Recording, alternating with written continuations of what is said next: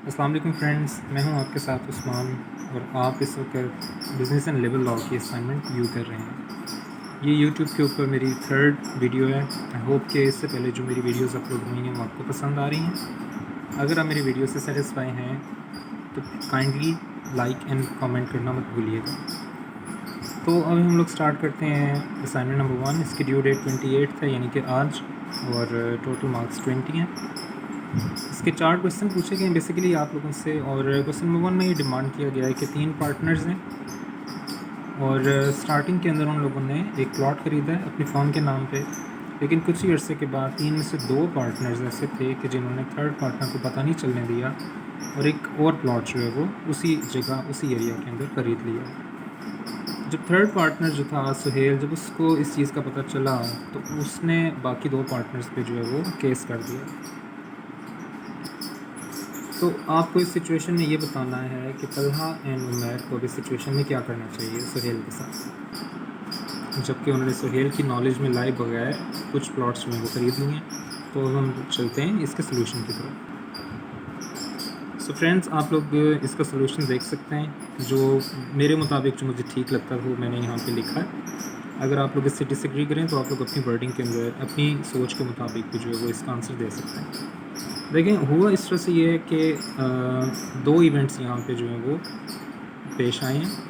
सबसे पहले तो ये हुआ है कि एक प्लॉट ख़रीदा गया एक फर्म के नाम पे, और जब वो परचेज़ हुई है, उस प्लॉट की परचेज़ जब हुई है तो तीनों पार्टनर्स उस चीज़ से, मतलब ये बात उन तीनों पार्टनर्स के जहन में थी। तो ये पार्टनरशिप एक्ट के मुताबिक बिल्कुल ठीक जो है वो एक्ट हुआ है। इसमें किसी किस्म की कोई इलीगल चीज़ नहीं है।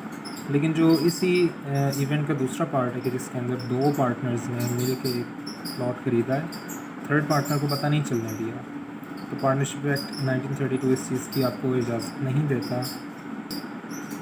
इससे होगा क्या कि जो आपकी पार्टनरशिप है वो डिज़ोल्व हो जाएगी, क्योंकि जो थर्ड पार्टनर है वो आपके ऊपर केस कर सकता है। वो ये कह सकता है कि आपने मेरी नॉलेज में लाए बगैर आखिर वो प्लॉट कैसे परचेज़ कर लिया। तो इससे होगा क्या कि ज़ाहिर सी बात है कि सुहेल इस चीज़ से डिसएग्री करेगा। इसने स्यू कर दिया उनके दोनों के ऊपर, और स्यू करने से हुआ क्या कि वो पार्टनरशिप जो है वो ख़त्म हो गई। अब अगर तलहा एंड उमैर इस पार्टनरशिप को कंटिन्यू रखना चाहें तो वो ऐसा नहीं कर सकते। इसके लिए उनको करना क्या पड़ेगा कि दोबारा से एक नई पार्टनरशिप के अंदर एंटर होना पड़ेगा, क्योंकि पहले वाली पार्टनरशिप तो जो है वो डिज़ोल्व हो चुकी है, क्योंकि उन 3 में से एक पार्टनर ने अपने ही दोनों पार्टनर्स के ऊपर जो है वो केस कर दिया था। इसकी वजह से पहले वाली पार्टनरशिप जो है वो डिज़ोल्व हो जाएगी, ख़त्म हो जाएगी, और अब इन दोनों को जो है वो एक नई पार्टनरशिप एग्रीमेंट के अंदर एंटर होना पड़ेगा। सो आप क्वेश्चन नंबर 1 को डिटेल में पढ़ सकते हैं, और अगर आप इस से एग्री हों तो आप इसको प्लीज़ अपनी वर्डिंग में प्लीज़ लिखिएगा। कॉपी पेस्ट करने की ज़रूरत नहीं है, वरना आपको मार्क्स नहीं मिलेंगे। सो हम लोग चलते हैं क्वेश्चन नंबर 2 की तरफ। जी, क्वेश्चन नंबर 2 के अंदर भी हमारे पास 3 पार्टनर्स हैं। 3 में से एक पार्टनर जिसका नाम परवेज़ है, वो किसी भी अपनी पर्सनल रीज़न की वजह से पार्टनरशिप से रिटायर होना चाह रहा है। अब हुआ ये कि बाकी जो 2 पार्टनर्स रह गए वो उन्होंने अपना बिज़नेस कंटिन्यू रखा, लेकिन स्टिल परवेज़ के साथ उनके अकाउंट्स जो हैं वो सेटल होने बाकी हैं, क्योंकि परवेज़ जो है वो पार्टनरशिप छोड़ के जा चुका है। सो आपसे ये डिमांड किया गया है कि अब आपने पार्टनरशिप एक्ट 1932 के मुताबिक ये बताना है कि परवेज़ को अब इस सिचुएशन में कौन कौन से राइट्स जो हैं वो अवेलेबल हैं। सो फ्रेंड्स, अब आपके सामने क्वेश्चन नंबर 2 का सोल्यूशन है। आप लोग देख सकते हैं, और वैसे भी आपको पता है कि जब एक पार्टनर रिटायर होके एक पार्टनरशिप फर्म से चला जाता है तो वो पार्टनरशिप फिर एग्जिस्ट नहीं कर सकती, वो पार्टनरशिप डिज़ोल्व हो जाती है। तो इस केस में भी ये हो रहा है कि परवेज़ जो है वो अगर पार्टनरशिप फर्म छोड़ के जा रहा है तो वो पार्टनरशिप फिर अपना बिज़नेस कंटिन्यू नहीं कर सकती। पिछली वाली पार्टनरशिप डिज़ोल्व हो जाएगी, और जो रिमेनिंग 2 पार्टनर्स हैं अगर वो कंटिन्यू रखना चाहें तो उनको एक नई पार्टनरशिप के अंदर एंटर होना पड़ेगा। अब चूँकि रिटायरिंग पार्टनर परवेज़ जो है उसने भी अपनी इन्वेस्टमेंट की हुई है इस पार्टनरशिप के अंदर, तो उसको इस चीज़ का राइट हासिल है कि वो जितना भी कैपिटल इन्वेस्ट कर चुका था वो अपने साथ वापस लेके जा सकता है, एंड जो भी उसका प्रॉफिट में शेयर बनता है वो भी ले सकता है। रिमेनिंग जो उसके राइट्स हैं वो मैंने यहाँ पे हाईलाइट करके लिख दी हैं, आप लोग इनको प्लीज़ रीड आउट करें, एंड अगर आप सेटिस्फाई हों तो आप इनको अपनी वर्डिंग में लिख सकते हैं। इसके बाद पार्ट सी पे चलते हैं। पार्ट सी में आपसे ये पूछा गया है कि एक मदर है, उस मदर ने अपना जो पार्टनरशिप के अंदर शेयर था वो ट्रांसफ़र कर दिया अपने बेटे को। तो क्या ऐसा होना मुनासिब है? क्या ऐसा हो सकता है अकॉर्डिंग टू पार्टनरशिप एक्ट 1932? अगर तो ऐसा हो सकता है तो फिर आपने बताना है कि उसके बेटे आदिल को कौन कौन से राइट्स और रिस्ट्रिक्शंस जो हैं वो उनको सामना करना पड़ेगा, कौन से राइट्स उसको मिल सकते हैं और कौन सी रिस्ट्रिक्शंस उसको फेस करनी पड़ सकती हैं। सो पार्ट सी का सोल्यूशन अब आप लोग देख रहे हैं। मैंने काफ़ी डिटेल में इसका आंसर लिखा है, आप लोग इसको प्लीज़ रीड आउट करें। पहली चीज़ तो ये कि अब ये कोर्ट केस बन चुका है।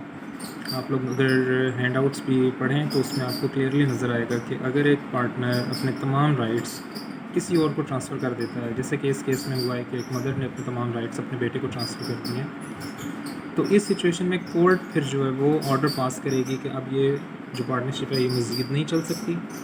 मैं आपको ऑर्डर करती हूँ, मैं यानी कि कोर्ट ये ऑर्डर करेगी कि अब आप इस पार्टनरशिप को डिज़ोल्व करें और एक नई पार्टनरशिप फॉर्म शुरू करें। और उसके मुताबिक आदिल को कौन कौन से राइट्स मिलेंगे वो आप लोग यहाँ से रीड आउट जो है वो कर सकते हैं और फिर अपनी वर्डिंग में लिख सकते हैं। एंड लास्ट में फ्रेंड्स आप लोगों से पार्ट डी में ये पूछा गया है कि ए, बी एंड सी 3 पार्टनर्स हैं और उन लोगों ने डी एक फोर्थ पार्टनर, एक माइनर को अपने साथ पार्टनरशिप में एंटर कर लिया। अब देखें पार्टनरशिप एक्ट 1932 के मुताबिक एक माइनर ज़रूर जो है वो एक पार्टनरशिप का पार्टनर बन सकता है, इसमें कोई जो है वो प्रॉब्लम वाली बात नहीं है। लेकिन एक माइनर अगर पार्टनर बनता है तो वो सिर्फ़ और सिर्फ प्रॉफिट में शेयरिंग कर सकता है, लॉस से उसका कुछ लेना देना नहीं हो सकता। ये रूल्स ये कह रहे हैं कि अगर एक माइनर एक पार्टनरशिप फर्म का हिस्सा बनता है तो वो सिर्फ़ और सिर्फ प्रॉफिट्स में शेयर कर सकता है, लॉस में उसका लेना देना नहीं होगा।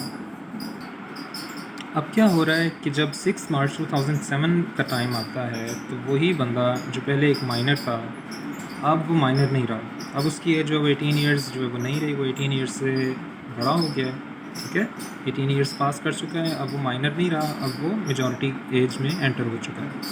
तो अब आपने उसका स्टेटस जो है वो डिफ़ाइन करना है कि अब उसका स्टेटस क्या होगा। ऑफ कोर्स उसका स्टेटस अब जो है वो माइनर वाला तो नहीं रहा, जब तक वो माइनर था वो सिर्फ प्रॉफिट में हिस्सा तो ले रहा था, लॉस में नहीं ले रहा था, लेकिन अब वो चूँकि माइनर नहीं रहा है तो फिर अब वो एक नॉर्मल पार्टनर बन चुका है और जो राइट्स एंड ड्यूटीज़ एंड जो लाइबिलिटीज़ किसी नॉर्मल पार्टनर के होंगे वही सब कुछ जो है वो डी को भी फेस करना पड़ेगा। सो फ्रेंड्स पार्ट डी का काफ़ी डिटेल्ड आंसर जो है वो आपके सामने है।